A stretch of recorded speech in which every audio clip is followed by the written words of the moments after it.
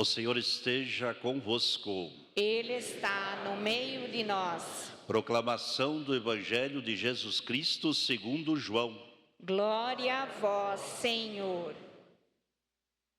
Naquele tempo disse Jesus a Nicodemos: ninguém subiu ao céu, a não ser aquele que desceu do céu, o Filho do Homem.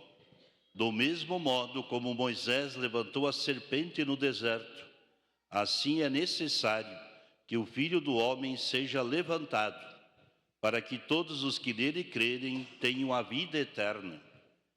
Pois Deus amou tanto o mundo, que deu seu Filho unigênito, para que não morra todo o que nele crer, mas tenha a vida eterna.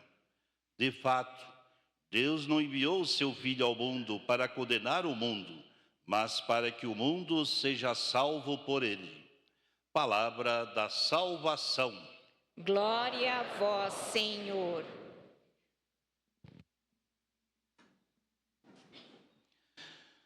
Querida comunidade, festa da exaltação da Santa Cruz, normalmente cai no dia de semana. Nesse ano jubilar caiu no domingo. Por isso que não é muito comum na vida do católico a celebração desta festa. O próprio termo ele é muito significativo, exaltação. O madeiro que foi exaltado, que é relevante, que é importante, porque através desse madeiro nos chegou a salvação. A cruz, alguns interpretam como a porta que nos abre para a vida eterna, como nos lembrou Jesus no Evangelho. Só que no tempo de Jesus, a cruz, ela era usada para fazer o mal, para matar, para humilhar, para dizer que aquele que era pregado numa cruz era um criminoso, era um bandido. Então era um instrumento de condenação, de morte. Agora é Jesus que vai revelar um outro significado da cruz. A cruz aqui lembra o mal, o pecado, o sofrimento, a dor. E Jesus, ele lida com essas realidades de maneira diferente. Em nenhum momento ele usa da cruz para condenar. O sofrimento na vida de Jesus, nunca ele usa como justificativa para fazer o mal. E nós sabemos o que ele testemunhou no alto da cruz. Um amor fiel, um amor eterno, um amor que é capaz de colocar o Pai no centro e a humanidade. Esse é o amor verdadeiro. Por isso que o próprio evangelista João vai dizer: quem olhar para Jesus na cruz, se sentirá também atraído por esse mistério. Porque a nossa vida humana é marcada também por cruzes. Quem sabe, em algum momento da nossa caminhada, a gente interpreta também a cruz como um mal. Ou a cruz se torna até um instrumento que nos faz ir contra Deus. Na primeira leitura aparece de maneira muito clara aquele povo que foi tirado do Egito. Deus mandou 10 pragas ao faraó, depois abriu o mar vermelho. Mas aquele povo precisava caminhar, pelo deserto para chegar a uma vida livre. Essa vida livre nós podíamos definir como uma vida sem mal, sem males. Deus, numa noite, libertou aquele povo do Egito. Mas o povo precisou de 40 anos para libertar-se do mal que estava dentro de si. É fácil a gente aceitar a libertação dos males externos. Mas como é difícil a gente aceitar também a libertação dos males interiores. Deus libertou numa noite, mas eles precisaram de 40 anos, ou seja, uma geração para se converterem, para mudar de vida, para perceberem que Deus propunha um outro modo, outro caminho. E nós percebemos que no decorrer da caminhada, eles empacaram, pararam e começaram a murmurar, impacientar-se contra Deus, porque imagine o deserto, é marcado pela carestia. No deserto, eles eram chamados a pegar aquilo que era essencial, e eles não aceitavam esse caminho que Deus estava indicando. E quando não se aceita o caminho que Deus indica, eles morrem. A serpente é que é símbolo da morte, são picados pela serpente. Isso quer dizer, eles não aceitam o pensamento de Deus. O pecado que eles cometem, o pecado da arrogância, da prepotência, como se aquele povo queria ensinar Deus como deveria agir. E quando assim se faz, as consequências são trágicas. Mas Deus não abandona esse povo. O que ordena Moisés a fazer? Fazer uma cruz, fazer uma serpente de bronze e colocar nesta cruz, e quem olhasse para esta cruz ficaria curado. O que aconteceu verdadeiramente para curar aquele povo do mal? Eles tiveram que erguer a cabeça para ver a obra do Senhor. Eles tinham ignorado, tinham esquecido. Quando se ignora as obras do Senhor, nos tornamos presas fáceis do mal e do pecado. É isso que nos lembra o Salmo de hoje, o Salmo 77. Repita com o Padre: das obras do Senhor. Ó meu povo, Ó meu povo, não se esqueça. não se esqueça. Quem se esquece das obras do Senhor é picado pela serpente. Morre. Não permanece. Não suporta as cruzes. Aquele povo que se achava inteligente, Deus manda fazer uma serpente de bronze, ou seja, humanamente falando, Deus pede algo insignificante, olhar para uma serpente de bronze, que dali viria a cura, para dizer que Deus faz tudo, faz o impossível. Por que eles duvidaram? Por que eles não aceitaram o caminho que Deus estava propondo? Ou seja, ainda não eram convertidos. Eles precisavam passar por um processo de transformação.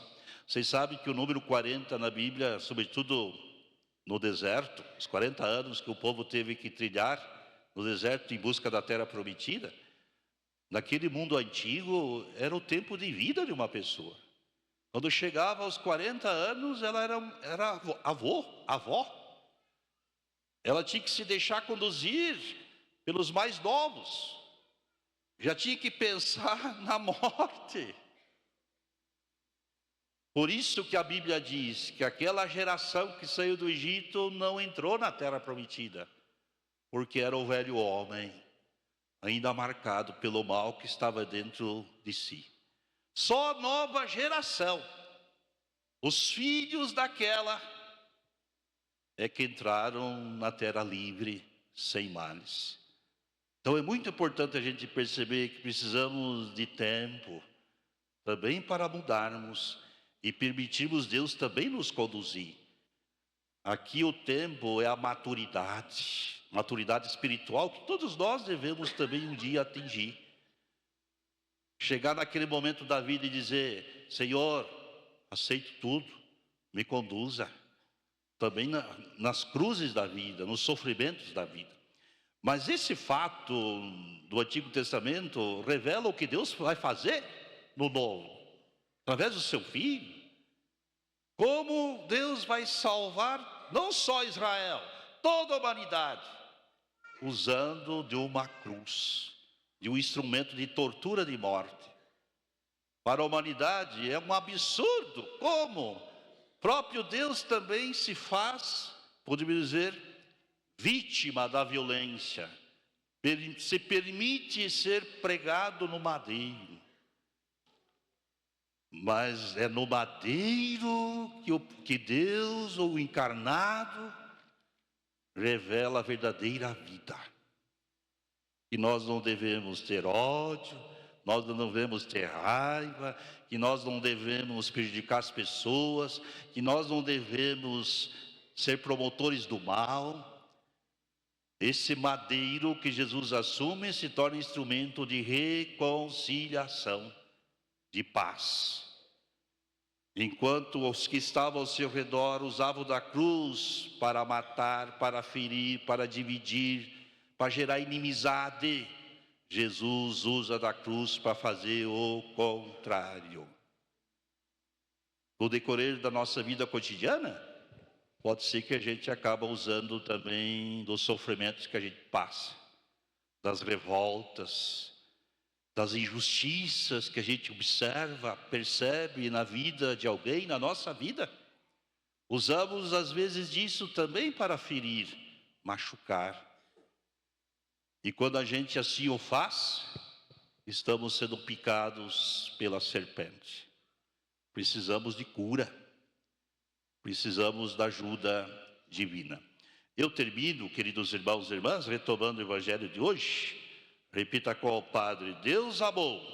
Deus amou Tanto o mundo. tanto o mundo. Eu gosto de ressaltar: Deus amou tanto o mundo. Jamais apresentar uma imagem de um Deus diferente. De um Deus que é conivente com a violência. E Deus que é conivente com a morte. Isso é idolatria, é sacrilégio. Porque aqui aparece de maneira muito clara: o Deus que Jesus revela é um Deus amor. Repita: Deus amou. Deus amou Tanto o mundo tanto o mundo que ofereceu que ofereceu o seu Filho unigênito. o seu Filho unigênito, Para quê? para que Não morra não morra todo que nele crer.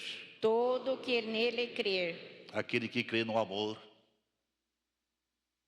no perdão, aquele que crê na justiça, aquele que crê, na misericórdia, aquele que crê, em um mundo diferente, num mundo marcado pela bondade, num mundo marcado, pela solidariedade, pela irmandade, pela fraternidade. É isso que Jesus nos dá na cruz. É isso que Ele nos oferece para nos salvar.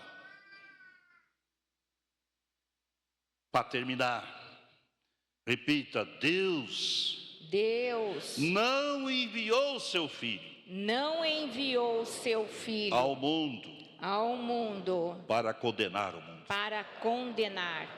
Deus condena o mundo? Quantas interpretações erradas no nome de Deus. Quando se usa o nome de Deus de maneira diferente dessa revelada por Jesus. Às vezes nós usamos o nome de Deus para ferir, para machucar, para pisar, para humilhar. Às vezes usamos o nome de Deus como eles usaram no tempo de Jesus, para pregar na cruz, para crucificar. Só as mulheres. Deus não enviou o seu Filho ao mundo para condenar o mundo, mas para que o mundo seja salvo por ele. Por isso que a cruz é sinal de salvação. A cruz não é sinal de condenação. Para o mundo sim, mas para Deus não. Quem assume a sua cruz, ou seja, quem entrega a vida, mesmo num contexto de provação, este é salvo, este herda a vida eterna. Louvado seja nosso Senhor Jesus Cristo.